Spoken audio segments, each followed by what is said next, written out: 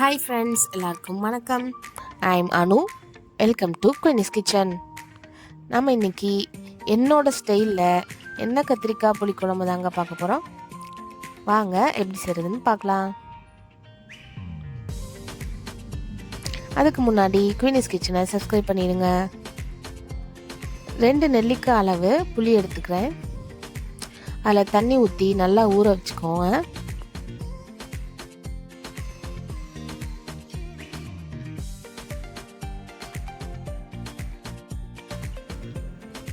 அடுத்து கத்திரிக்காயை நல்லா தண்ணி ஊற்றி வாஷ் பண்ணி எடுத்து வச்சுக்கோங்க.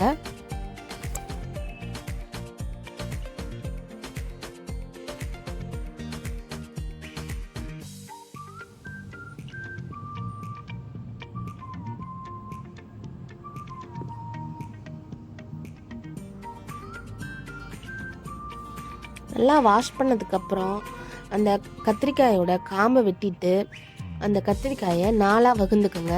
ஃபுல்லாக வெட்டிடக்கூடாது, ஹாஃபாக வெட்டிக்கோங்க.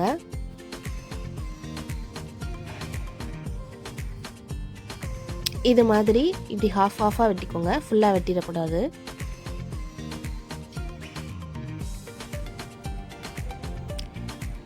இதே போல் மித்த எல்லா கத்திரிக்காயையும் வெட்டிக்கோங்க.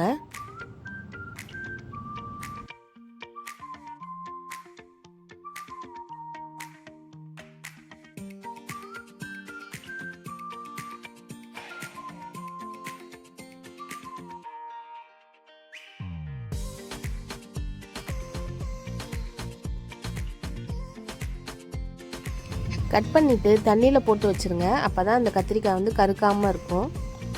நெக்ஸ்ட்டு ஸ்டவ் ஆன் பண்ணிவிட்டு பேன் வச்சு நல்லெண்ணெய் சேர்த்துக்கோங்க. இப்போ இதில் இந்த நறுக்கி வச்ச கத்திரிக்காயை ஃபுல்லாக சேர்த்துக்கோங்க. அந்த நல்லெண்ணெயோட அந்த கத்திரிக்காய் வேகிறப்ப ரொம்ப ரொம்ப டேஸ்ட்டாக நம்மளுக்கு இருக்கும். ஃபுல்லாக நல்லா சாட் பண்ணுங்கள்.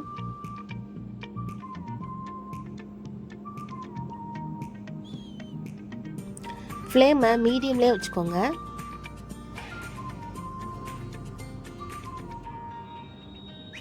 நல்லா சாட் பண்ணி விட்டுட்டே இருங்க.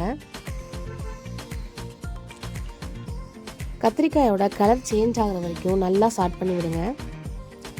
அது மேல் பகுதி எல்லாமே நல்லா சுருங்கி வரணும்.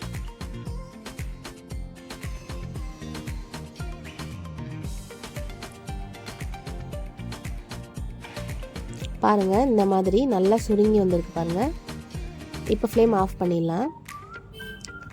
அடுத்து ஸ்டவ் ஆன் பண்ணி இன்னொரு பேன் வச்சு அதில் நல்லெண்ணெய் சேர்த்துக்கலாம்.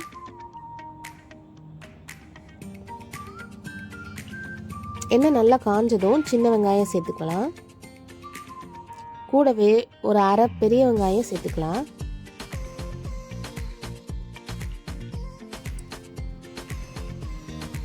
நல்லா சாட் பண்ணி விடுங்க. நல்லா வதங்கட்டும்.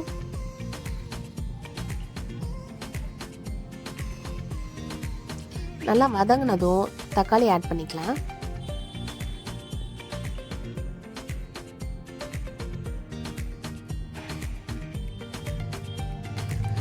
வெங்காயமும் தக்காளியும் நல்லா சேர்ந்து வதங்கி வரணும்.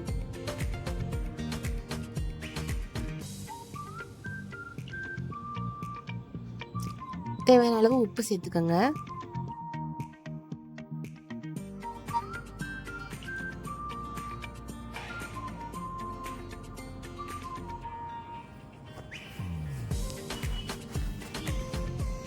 நல்லா வதங்கிருச்சு பாருங்க.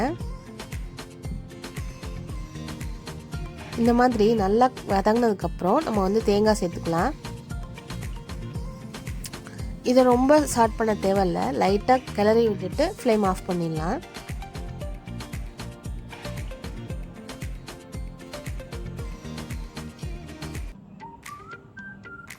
இதை ஆற வச்சுட்டு மிக்ஸி ஜாரில் போட்டு அரைச்சி எடுத்து வச்சுக்கோங்க.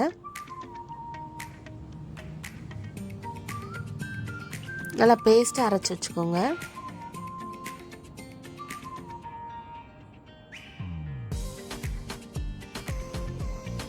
நம்ம ஊற வச்ச புளியை நல்லா கரைச்சி இன்னொரு பாத்திரத்தில் எடுத்து வச்சுக்கலாம்.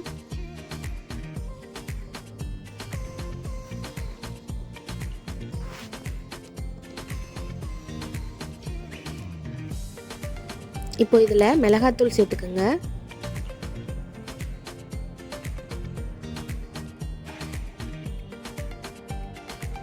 அடுத்து மஞ்சள் சீரகத்தூள் சேர்த்துக்கிறேன். அடுத்து 1 ஸ்பூன் மல்லித்தூள் சேர்த்துக்கோங்க. போட்டு எல்லாத்தையும் நல்லா மிக்ஸ் பண்ணிக்கோங்க. நல்லா கட்டி இல்லாமல் நல்லா மிக்ஸ் பண்ணிக்கோங்க.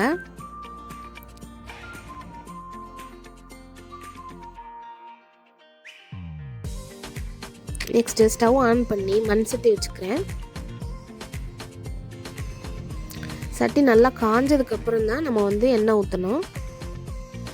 நல்லெண்ணெய் சேர்த்துக்கிறேன். நம்ம புளிக்குழம்புக்கு நல்லெண்ணெய் சேர்த்தா தான் ரொம்ப டேஸ்ட்டாகவும் நல்லா வாசனையாகவும் இருக்கும். அடுத்து வெந்தயம் போட்டுக்கலாம்.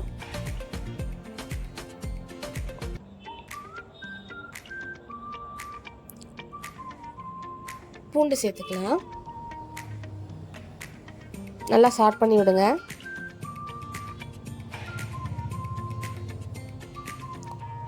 பச்சை மிளகாய் சேர்த்துக்கோங்க.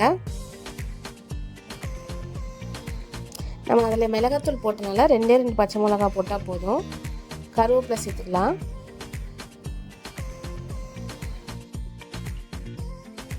நம்ம அரைச்சி வச்ச பேஸ்ட்டை சேர்த்துக்கலாம்.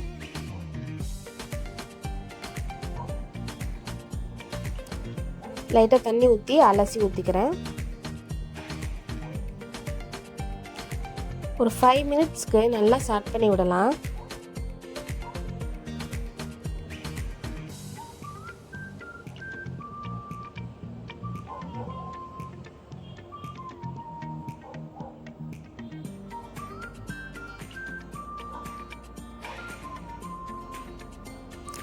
நெக்ஸ்ட்டு அந்த புளி கரைசலை இதில் ஆட் பண்ணிக்கலாம்.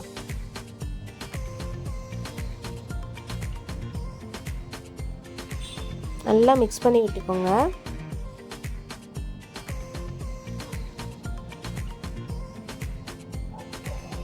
அரை டம்ளர் தண்ணி சேர்த்துக்கலாம். நல்லா கலந்து விட்டுட்டு மூடி வச்சிடலாம்.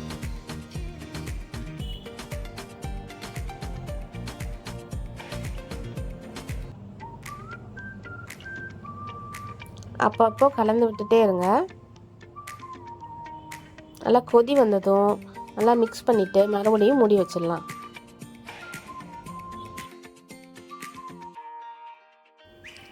குழம்போட ராஸ்மெல் போனதும் கத்திரிக்காயை சேர்த்துக்கலாம்.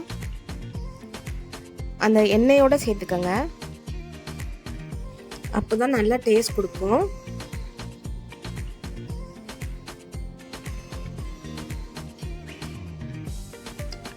ஃபுல்லாக சேர்த்துட்டு நல்லா மிக்ஸ் பண்ணி விட்டுக்கோங்க.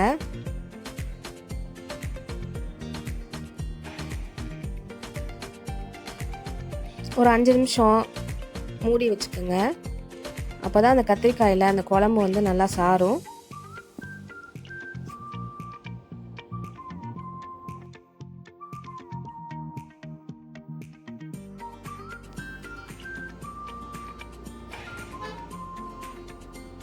பாருங்கள், இந்த கன்சிஸ்டன்சி வரணும். இதோட ஃப்ளேம் ஆஃப் பண்ணிடலாம். அவ்வளோதான், நம்மளுடைய எண்ணெய் கத்திரிக்காய் புளிக்குழம்பு ரெடி ஆகிடுச்சு. நீங்களும் இதை ட்ரை பண்ணி பாருங்கள். கண்டிப்பாக உங்களுக்கும் ரொம்ப பிடிக்கும்.